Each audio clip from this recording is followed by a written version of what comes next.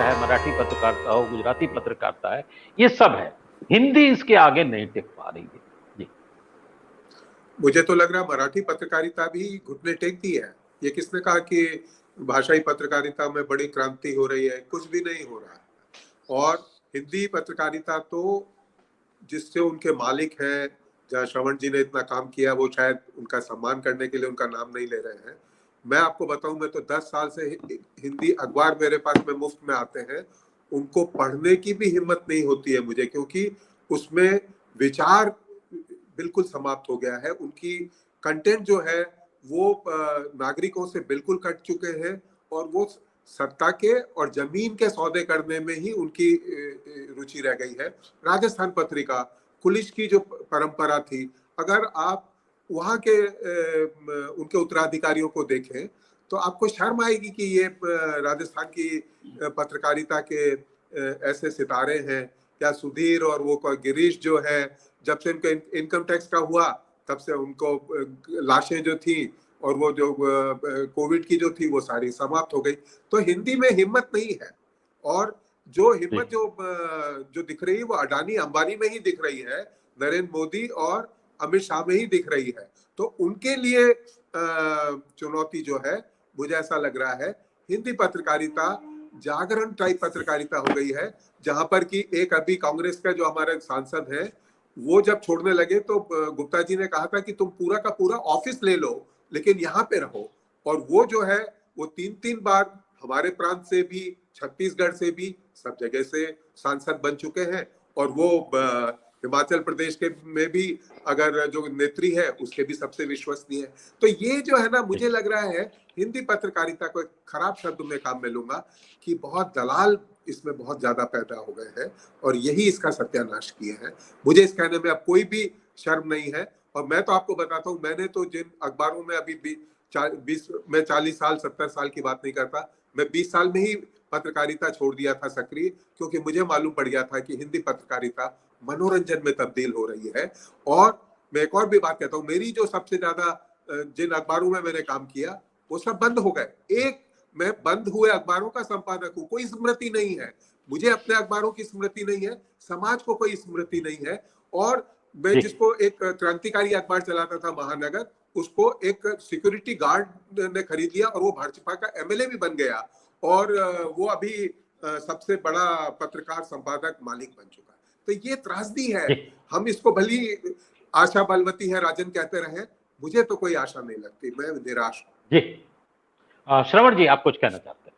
नहीं, मैं चूंकि अनुराग जी ने नाम लिया अखबार का, 2 अखबारों का, इसलिए मैं जिक्र करना चाहता हूँ, नहीं तो मैं नाम नहीं लेता।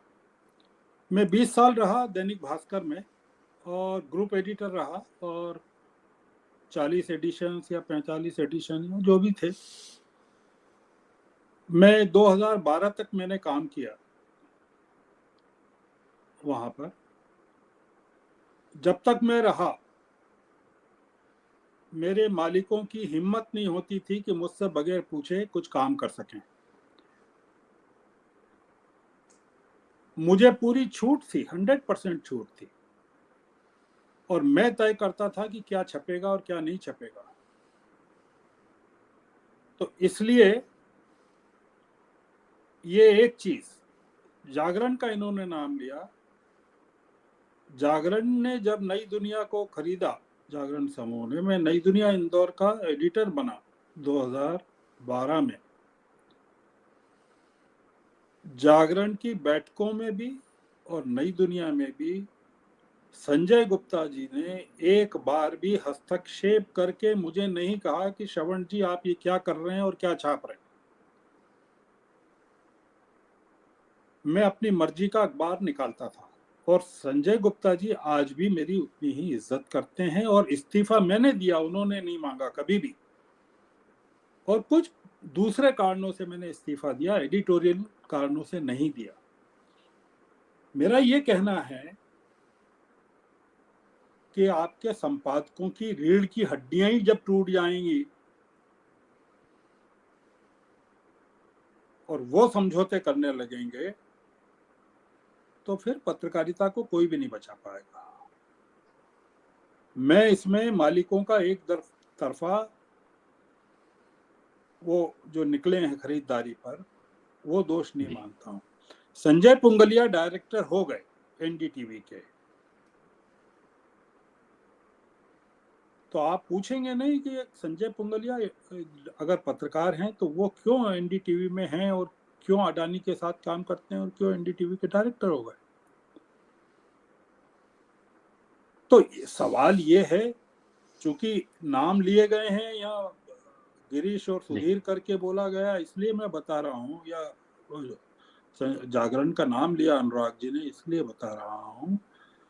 और अब अनुराग जी मानते होंगे कि मराठी पत्रकारिता पूरी घुटने टेक चुकी है, तो ठीक है, वो उनका अनुभव होगा, पर हो सकता है कि मराठी पत्रकारिता में अभी कुछ 2-4 लोग तो हों, 10 लोग तो हों, अगर बम्बई में नहीं है तो मराठवाड़ा में हो, नागपुर में हो, विदर्भ में हो, कहीं तो होंगे जो काम कर रहे होंगे और चीज़ों से संघर्ष कर रहे होंगे। तो इसलिए जो हमारे मित्र थे कुमार केतकर, वो तो वहाँ पूरे समय शिवसेना से संघर्ष करते रहे और लड़ते रहे और काम भी करते रहे, वहाँ से बम्बई में ही रहते रहे। तो इसलिए ये बड़ा एक स्वीपिंग कमेंट करना कि पत्रकारिता एक अंधेरी गुफा में पहुंच गई है और वहां से निकल नहीं पाएगी और सब कुछ समाप्त हो चुका है, सब कुछ बिक चुका है और सब बाकी जो बचा वो खरीद लिया जाए, तो फिर हमको इस देश के बारे में, इस देश की डेमोक्रेसी के बारे में भी उम्मीदें बंद कर देना चाहिए, छोड़ देना चाहिए। इस देश का भी कोई तानाशाह हॉस्टाइल टेक ओवर कर देगा, और जो कि उस प्रोसेस में है। सवाल ये है कि हम क्या उसके लिए तैयार हैं क्या। अगर इतने निराश हो गए कि